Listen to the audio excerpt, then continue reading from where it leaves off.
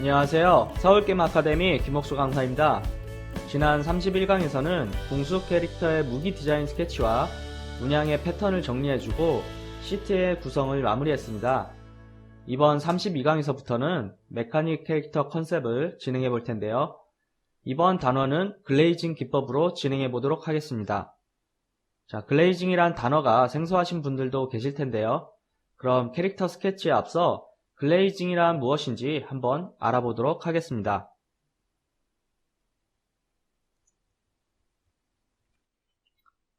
자, 글레이징 기법이란 본래 물감을 묽게 희석시켜서 그 위에 덧칠을 하는 방식을 얘기하는데요. 하지만 디지털 드로잉에서 얘기하는 글레이징 기법이란 흑백, 자, 명암 위에서 명암을 먼저 표현한 뒤에 그 위에 색을 덧입히는 기법을 얘기합니다.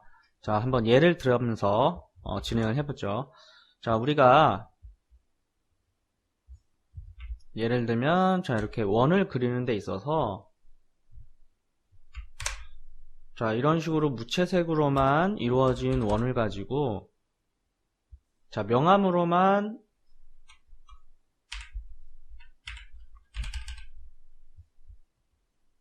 자, 이 단계를 입체감을 표현해 줄 수 있겠죠.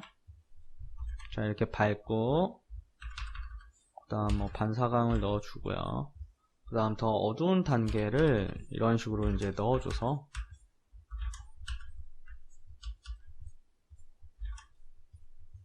자, 이렇게 입체감을 내줄 수가 있습니다. 실제로. 그 다음에 밝음 단계도 이런 식으로 만들어 가면은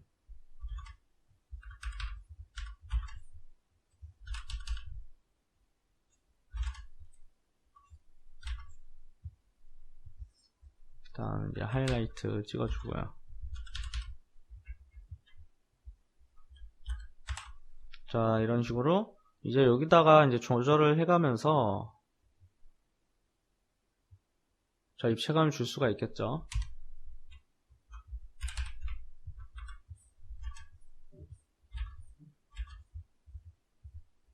자, 그 다음 이 위에 색을 입히는 거예요. 자, 레이어를 새로 하나 다시 만들어 주고요. 그 다음 이번에 어둡게 곱하기로 여기다가 색을 한번 입혀 보겠습니다. 파란색으로 한번 진행을 해 보겠습니다.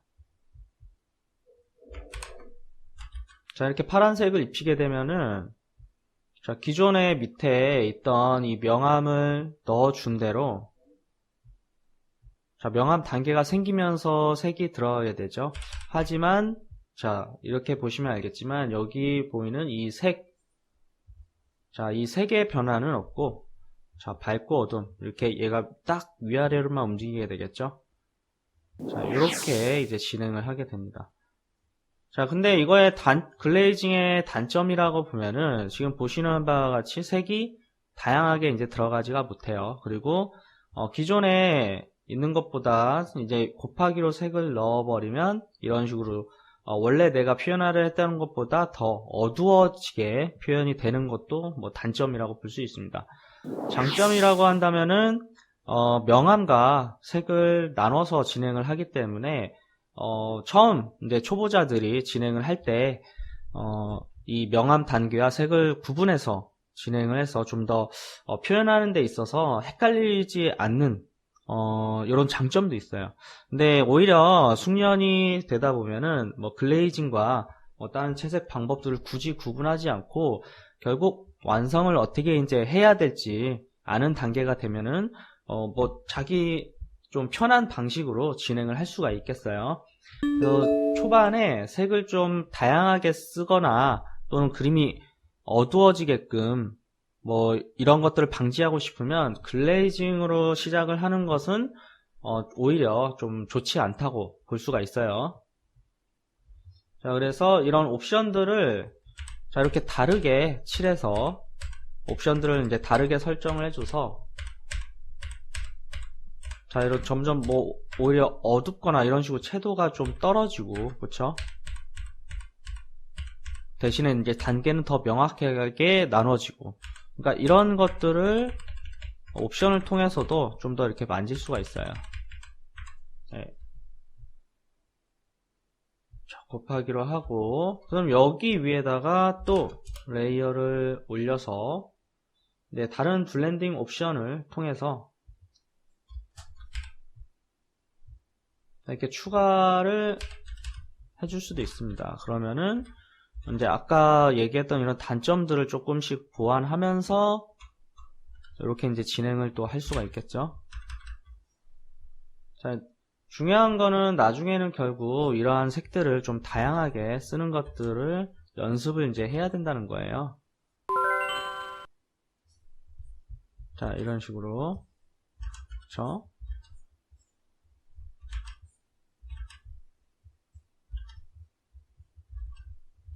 자, 그러면 자, 분명히 느낌이 많이 달라지죠. 자, 그렇다면 자, 일반적으로 이제 어떻게 표현해야 되는지 알게 되면은 자, 처음부터 이 파란색으로, 그쵸? 자, 이 파란색을 찍은 다음에 이렇게 이 안에서 자, 그냥 표현을 이렇게 할 수도 있게 되겠죠.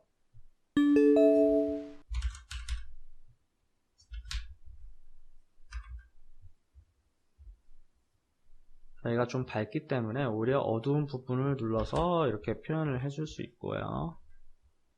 그 다음 오히려 이제 좀 더 밝은 부분을 자, 찾아서 이렇게 이제 표현을 해줄 수 있습니다.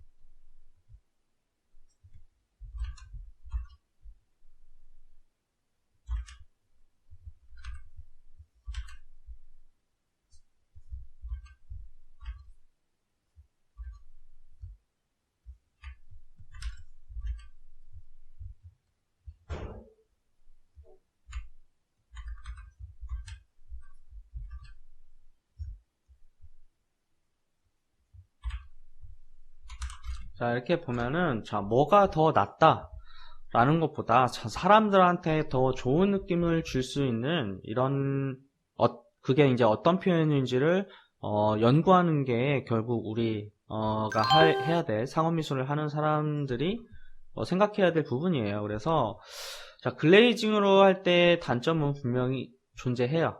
네, 그래서 이런 부분을 내가 어떻게 개선해야 될지 모르는 상태에서 글레이징을 계속 쓴다면은 조금 발전하기가 한마디로 좀 나아지기가 더 어려울 수도 있고요. 왜냐하면 이런 명암 대비들이 이렇게 좀 극명하게 갈리거나 이렇기 때문에 또는 자 이렇게 어떻게 표현해야 될지 또는 이런 색 단계를 좀 더 다양하게 쓰고 싶으면은 이런 넘어가는 부분들을 이전에 설명한 것처럼 잘 구분을 해서 밝은 쪽과 어두운 쪽의 색들을 이런 식으로 자 분명히 차이가 생기게끔 쓰는 것이 좋습니다. 이거 자 그래서 그런 단점들 또는 내가 글레이징을 해도 이런 것들은 내 감각으로 해결을 할 수 있다 라고 한다면 글레이징을 써도 상관은 없어요. 하지만 자 처음 초심자들이 진행을 하기엔 분명히 색을 다채롭게 쓰기에는 좀 어려울 수가 있고요. 그림이 확실하게 이런 식으로 좀 어둡게 표현될 수가 있어요. 그래서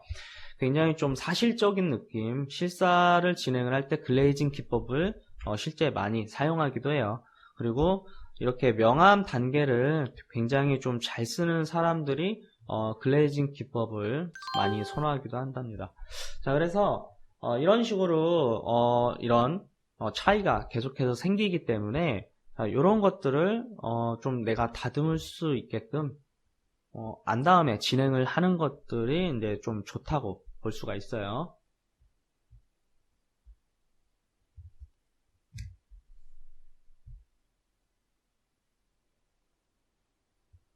자, 글레이징 기법으로 사용한 인물화 하나를 보고 이제 좀 예제를 설명을 하면서 이 단원을 마무리하도록 하겠습니다.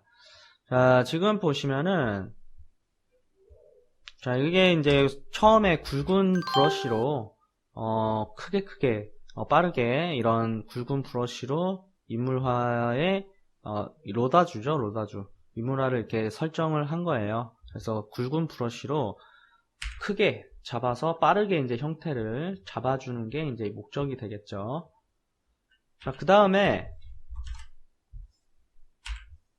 이제 세부적인 것들을 명암을 이제 정리를 하면서 좀 더 이제 이런 식으로 얇은 브러쉬로 계속해서 잡아주면서 이런 뭐 흐름들이나 이런 것들 어차피 사진을 보고 참고하는 것이기 때문에 이런 것들은 이제 정리를 한마디로 뭐 세부시라고 보면 되겠죠. 세부수로 명암 단계를 좀 더 나눠주고 정리를 해줍니다. 자, 빛 방향은 자 이게 원으로 봤을 때 여기가 밟고 이렇게 넘어가는 부분 그리고 여기 반사광이 생기죠.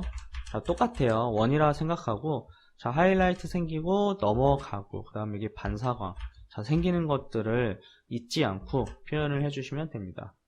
그 다음에 이제 아까 원에서 봤던 것처럼 자 이렇게 어둡게 그 멀티플라이 곱하기로 자 곱하기 속성을 얹어서 한번 한 톤 깔아준 게 되겠습니다. 그래서 자 흑백이지만 자 이렇게 좀 칙칙하게 처음에 깔리겠죠.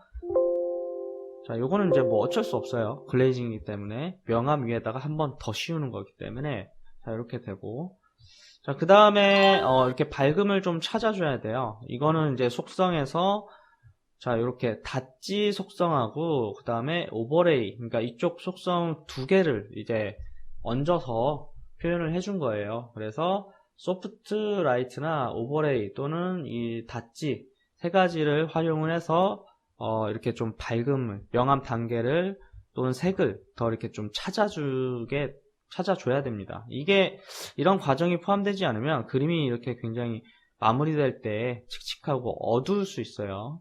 자, 그 다음에 이제 가장 마지막 단계. 자, 이것도 노말로 나머지 이제 세부적인 표현과 이런 좀 강한 명암이 들어가야 되는 부분들을 계속해서 찾아줘야 돼요. 이거는 이제 마지막에 노말 브러쉬를 얹어가지고 표현을 이렇게 해주는 게 좋습니다.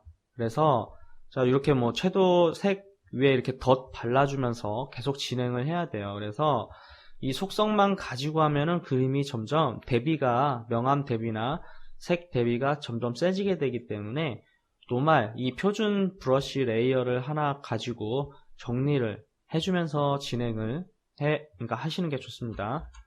그래서